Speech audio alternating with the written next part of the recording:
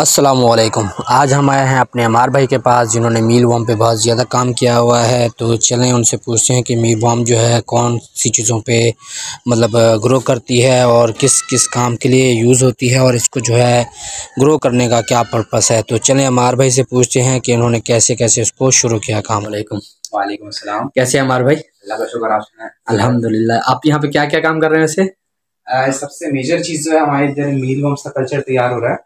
अच्छा। मील वॉर्म्स जो कि अब दुनिया के अंदर एज अ WHO ने उसको फूड ग्रेड का लेवल भी दे दिया है। मतलब लोग उसको खा भी सकते हैं, सेफ है इंसान के खाने के लिए भी। प्रोटीन है। अच्छा, मतलब एज अ मीट इसको खा सकते हाँ, हैं? 99% मीट है और सेफ है खाने के लिए, क्योंकि बिल्कुल साफ ग़ज़ा के ऊपर तैयार होता है। ये चोकर के ऊपर गंदम की और वेजिटेबल्स के ऊपर, फ्रेश वेजिटेबल्स के ऊपर। बाकी ये जो है ज़्यादातर पोल्ट्री फार्मिंग और फिश फार्मिंग में यूज़ होता है। तो आपको ये आइडिया कहाँ से आया? आपने मतलब क्या क्या सोच के मतलब ये कि मैं काम करूँ इससे फ़ायदा होगा, या किसने आपको इसके बारे में बताया? नहीं, जैसे कि मैं एग्रीकल्चर का स्टूडेंट हूँ और सस्टेनेबल एग्रीकल्चर हमारा एक मोटिव है। सस्टेनेबल एग्रीकल्चर करना और नई नई टेक्नोलॉजीज, नई, क्योंकि फिश फार्मिंग, पोल्ट्री फार्मिंग सब एग्रीकल्चर का हिस्सा है। तो ये भी एग्रीकल्चर के एक बाय प्रोडक्ट्स के अंदर ही आता है हमारा। नहीं, मैं ये कह रहा हूँ कि जैसे एग्रीकल्चर के तो काफ़ी स्टूडेंट्स होते हैं ना, आपको इस चीज़ का आइडिया कैसे आया? मतलब कहाँ से देखा आपने ऐसा? मुख्तलिफ वीडियोज़ देखी और आजकल के जो ट्रेंड चल रहे होते हैं मुख्तलिफ, क्या लोग दे रहे हैं, पोल्ट्री फार्मिंग को कैसे एनहेंस किया जाए, उसके लिहाज से दी। तो आपने ये कहाँ से मतलब लिया जहाँ से आपने सबसे इसकी पहले तो कल्चर तैयार करना मैंने शुरू एक किया? कल्चर मंगवाया था, एक बंदे ने यूएसए से इम्पोर्ट किया था। उससे मैंने 100 वॉर्म्स मंगवाए थे और अभी मेरे पास तकरीबन 5000 वॉर्म्स तक तैयार हो चुके हैं। अभी मैं सेल नहीं कर रहा, मैं सिर्फ कल्चर तैयार कर रहा हूँ। और ये जो मील वॉर्म है, इसका से ये लार्वा है, ये इस फॉर्म में सेल होता है। लार्वा ड्राई फॉर्म के अंदर मरने के बाद। और ये जो है तकरीबन 16,000 रुपये पर केजी के अंदर, ड्राई के अंदर है। कितने के अंदर? 16,000 रुपये पर केजी। और जो आपने 100 मंगवाए थे ये कितने के पड़े थे आपको? ये उस वक्त मुझे पड़े थे 4-5 हज़ार रुपये। 4-5 हज़ार के। और आप इनको देते क्या क्या हैं? ये जब सबसे पहले तो ये एग्स देते हैं, उसके बाद इसमें से निकलते हैं और तकरीबन 2 महीने के अंदर ये इतने बड़े होते हैं कि काबिल सेल हो जाए। अच्छा। वरना छोटे होते हैं और ये चोकर के अंदर रहते हैं। और ये असल में एक लार्वा है डार्कलिंग बीटल का। अभी आपको डार्कलिंग बीटल और उसके वो भी दिखाता हूँ। ये इसके एडल्ट्स हैं।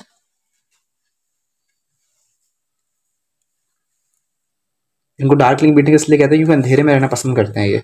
और ये जो है चोकर के अंदर, और हम इसको वेट फीड के अंदर जो है आलू, कुछ भी जो उस वक्त की सब्जी होती है ना, वो देते हैं। अच्छा, तो आपको ये मतलब कैसे पता चलता है कि इन्होंने अब अंडे दे दिए हैं, अब इनको निकाला जाए? तो ये इसके अंडे की बहुत छोटे होते हैं, आंख से नजर नहीं आते। तो हर 2 महीने बाद जो है ना, हम इनका जो मीडिया जो होता है, चोकर होते हैं, वो चेंज कर देते हैं, चोकर रख लेते हैं। तो 15 से 20 दिन के अंदर चोकर के अंदर आपको मूवमेंट नजर आना शुरू हो जाती है, छोटे छोटे वॉर्म्स की। अच्छा, अगर बंदा जैसे आपने इसको घर में कल्चर किया हुआ है तो इसकी स्मेल वगैरह या घर में कोई प्रॉब्लम नहीं होती? कोई स्मेल नहीं होती, क्योंकि चोकर के अंदर होता है, ना ये काटता है ना ये भागता है। तो और इसकी कोई सेफ है। मतलब कोई डिजीज नहीं होती? नहीं, कोई डिजीज होती है, क्योंकि बिल्कुल साफ चीज के अंदर है ना, गंदम के चोकर और उसके अंदर है। अगर इनकेस जैसे आपके पास गंदम का चौकर नहीं है इनकेस, तो अगर ये कोई काम करना शुरू कर रहा है तो गंदम की चौकर तो है नहीं उसके पास, फिर कैसे करेगा वो? क्योंकि असल में ये है स्टोर ग्रेन पेस्ट। अच्छा। मतलब जो स्टोर ग्रेन्स होते हैं उनके अंदर पेस्ट आता है, तो चोकर में ही होता है। बाहर कुछ लोग जो है इसको ओट्स मील्स के अंदर भी कर रहे हैं। ओट्स मतलब जो जौ के दलिए के अंदर। अच्छा, सही सही सही। तो आपका जो है ये कितने दिनों में मतलब लार्वी से प्यूपा बनता है, प्यूपा से एडल्ट बनता है? ये जब एग्स देते हैं तो 2 महीने के अंदर हमारे पास ये इतने बड़े वॉर्म में तब्दील हो जाता है। उसके बाद ये दूसरी स्टेज में आता है, प्यूपा के स्टेज के अंदर। इसकी रेस्टिंग स्टेज होती है, इसमें हमें कुछ फीड करने की जरूरत नहीं होती। उसके बाद ये 1-2 हफ्ते के अंदर ये बीटल में कन्वर्ट हो जाता है। अच्छा, ये जो प्यूपा होता है, प्यूपा के ऊपर एक कवर नहीं होता, कैप्सूल कवर कहते हैं, स्ट्रक्चर जो होता है, तो इसके ऊपर तो नहीं है? साइडन कराती है, जब ये बड़ा हो जाता है ना तो वो निकल जाती है इसमें से। जैसे ये पड़ी हुई है ना, इसमें से निकल गई, इसमें से बीटल बन के निकल। अच्छा, इनका निकल चुका है, अभी कवर उतर गया है। और ये जो खाते हैं ना चोकर, ये भी ज़ाया नहीं जाता। ये भी एज अ फर्टिलाइजर इस्तेमाल होता है, उसको फ्रास फर्टिलाइजर कहलाता है।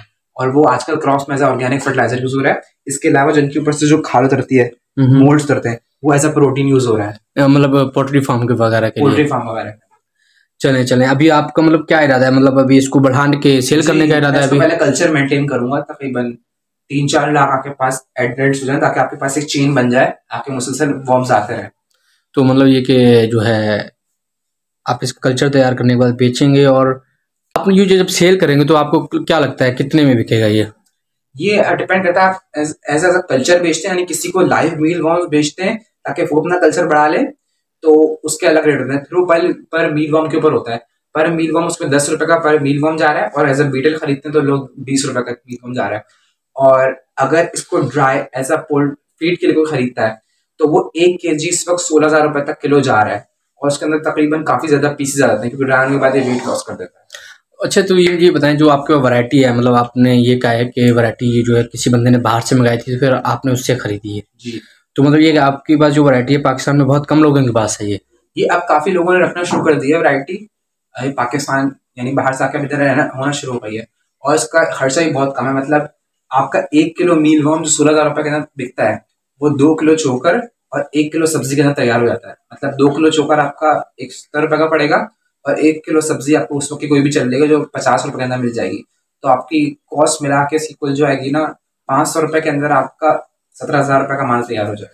तो आपने जो है इसका टेम्परेचर वगैरह कैसे मेंटेन किया हुआ है, क्योंकि कराची है, यहाँ पे गर्मी तो बहुत ज़्यादा होती है। मैंने इसको सर क्लोज एनवायरनमेंट में रखा हुआ है, सही। और ह्यूमिडिटी मीटर लगाया हुआ है, हाइग्रोमीटर लगाया हुआ है। इनका जो आइडियल टेम्परेचर है वो 25 से 35 डिग्री सेंटीग्रेड है। अच्छा, इससे अगर ज़्यादा जाएगा तो इनकी ज़्यादा जाएगा तो फिर इनकी प्रोडक्शन कम हो जाएगी। मतलब जैसे अभी 100 एग दे रही है एक मादा, तो वो 20 एग देगी, और फिर इनकी लाइफ, इनका क्वालिटी ख़राब होगी। अच्छा, चले थैंक यू। तो आपने लैब इनकी कहाँ तैयार की हुई है?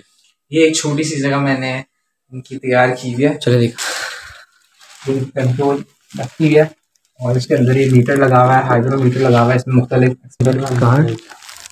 स्टेजेस के अंदर मुख्तलिफ, ये देखें साइज कितना बड़ा हो चुका है।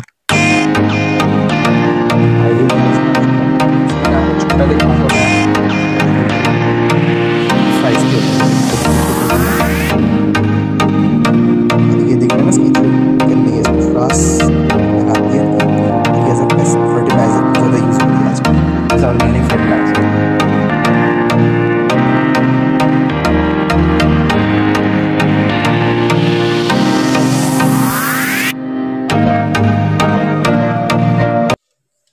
साइड होगा। अबे एक में पता नहीं गोश्त के ऊपर डाले थे किसी ने। कुछ नहीं डालते, गोश्त कौन खिलाए, इतना महंगा पड़ेगा। ये वीडियो बनाया था कौन पता नहीं।